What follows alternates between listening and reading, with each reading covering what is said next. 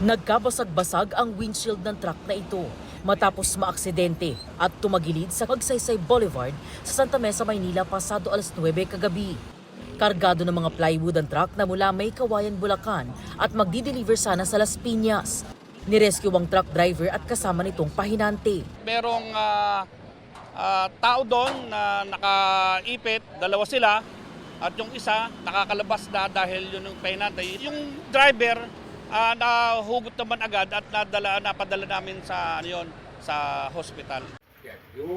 Ayon sa pahinante ng truck, nawalan umano ng kontrol ang driver nang lumiko ito pakanan mula NLEX Connector pababa ng Magsaysay Boulevard.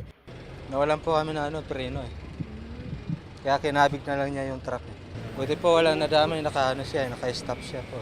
Nung nagkataon na may madadamay talaga. 2 lane ang kalsada ang apektado. May ilang traffic enforcer naman ang nagmando ng kalsada para maibsan ang traffic.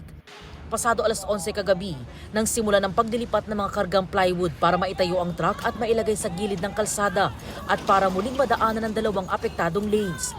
Ayon sa MMDA, madalas nasasangkot sa aksidente ang mga kargadong truck na pababa ng NLEX Connector. Maraming beses nangyayaring ganyan na bumabaligtad. Mabibigat pa yung karga, katulad dito, fully loaded yan. Kaya kailangan, dahan-dahan sila pababa.